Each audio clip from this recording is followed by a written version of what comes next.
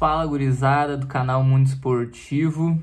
Então a gente tá um pouquinho atrasado aí para falar do acesso do Juventude, mas também para falar disso. O Juventude conseguiu a vaga para a elite do futebol brasileiro, tá de volta à Série A.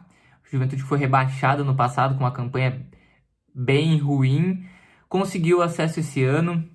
E vamos falar um pouquinho do jogo, então, para começar, o que foi o jogo. O Juventude precisava de uma vitória simples para garantir, só dependia de si. E o jogo foi contra o Ceará, fora de casa. E o jogo em si foi um jogo muito nervoso. O Juventude estava com muitas dificuldades para criar jogadas. Tanto é que o Ceará saiu na frente no placar, né? O Janderson fez o gol. E o Ceará estava conseguindo invadir o campo do Juventude com muita facilidade, principalmente pelas alas. E o Juventude estava com dificuldades defensivas para segurar a equipe do Ceará e também estava com dificuldade para criar. Ou seja, o Juventude sentiu também o peso de uma decisão, que era o jogo mais importante do ano para eles, e o peso também de depender só de si. O empate não servia. Tanto é que o Juventude, quando foi para a segunda etapa, conseguiu o empate com o Eric. Um chute de fora da área, o goleiro deu rebote, tá na tela para vocês, os gols. E o Eric aproveitou o rebote e fez o gol do Juventude. Então o Juventude foi com igualdade no placar para a segunda etapa, mas naquele momento o empate não servia para o Juventude, porque os outros resultados paralelos estavam colocando o Juventude lá na sexta colocação. Então o time da Serra precisava da vitória. O que ficou ainda mais difícil, porque no começo da segunda etapa, ali pelos 15 minutos, o zagueiro Luiz Gustavo, do Juventude, acabou sendo expulso, num lance de revisão com o VAR ali, que era para ser a expulsão do atleta do Ceará, né, que deu um carrinho, mas o carrinho, pela revisão, não pegou completamente no jogador de Juventude, que no lance acabou deixando o braço no jogador do Ceará. Então foi o segundo cartão amarelo pro Luiz Gustavo e ele acabou sendo expulso. O que deixou o jogo com ainda mais dramaticidade, porque o Juventude precisava do gol àquela altura.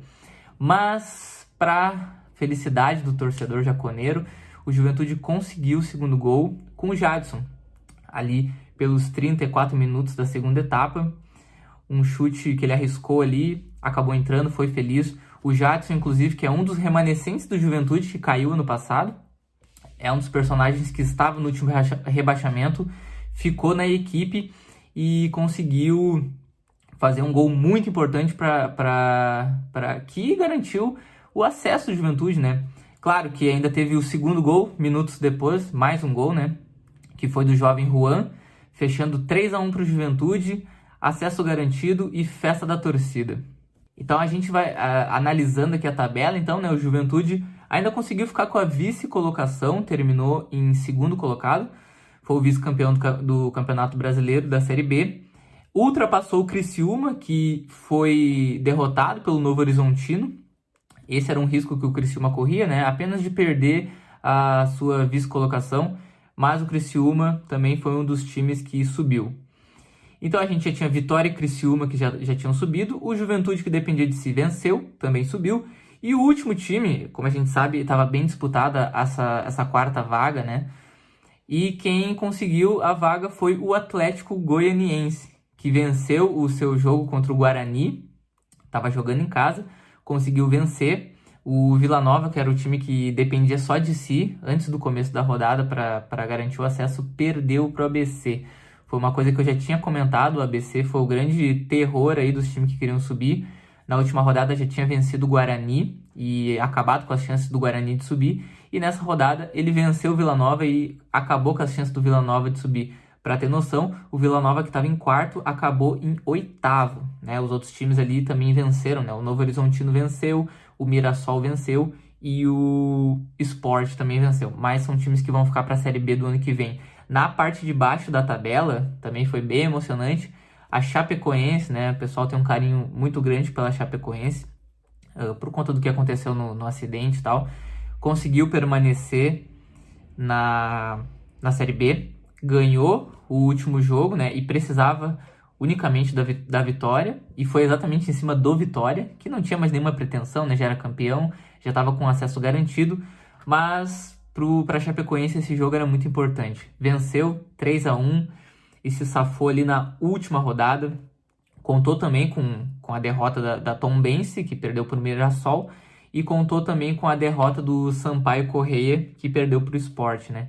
Então, teremos a Chape na Série B do ano que vem. Os rebaixados, então, foram Sampaio Corrêa, Tombense, Londrina e o ABC. O ABC que dificultou a vida de muita gente para subir, mas acabou sendo rebaixado. E na Série B, então, relembrando, a gente vai ter ano que vem na Série A, então, o Vitória, Juventude, Criciúma e o Atlético Goianiense. O Atlético Goianiense também voltando do ano passado, né? Tinha sido rebaixado ano passado, voltou agora esse ano também. Então, o torcedor do Juventude está muito contente. Vamos ter o Juventude na Série A, mais um representante gaúcho na elite do futebol brasileiro. E foi uma campanha excelente do Juventude, que contou com o Thiago Carpini, foi um dos grandes responsáveis por essa equipe ser tão competitiva. Para ter uma ideia, ele pegou o Juventude em penúltimo quando chegou e entregou o Juventude aí na vice-liderança. Então foi uma baita campanha dele, uma baita campanha do Juventude, e a gente espera que se mantenha para o ano que vem. E a gente também teve nesse último domingo a final do Gauchão 2023 feminino, tá? Grenalzinho pra galera curtir num domingão. Teve um público aí de 10 mil torcedores para acompanhar esse jogo. E o Inter tinha vencido a primeira partida por 2-0. Então tinha construído uma vantagem significativa para cima do Grêmio. Então o Grêmio precisava ir pro tudo ou nada e reverter o placar. Bom, como é que foi o jogo? O Grêmio também não conseguiu se encontrar muito, principalmente ali no último passe, na hora das finalizações. O Inter era um time mais agudo.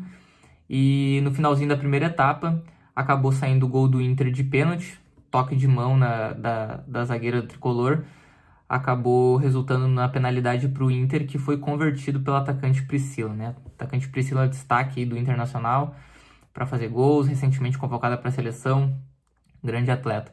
Bom, o Grêmio voltou para a segunda etapa precisando fazer o resultado, e não demorou muito para vir o gol de empate, ali pelos 10 minutos da segunda etapa. A zagueira Paty, num cruzamento ali na área, bola sobrou para ela, ela dominou com categoria de atacante, fez o gol, colocou o Grêmio na partida. Mas o Grêmio precisava ainda de 2 gols para levar a disputa para os pênaltis, e apesar das tentativas, ficou no empate em 1-1, e o Inter se sagrou campeão dentro da arena.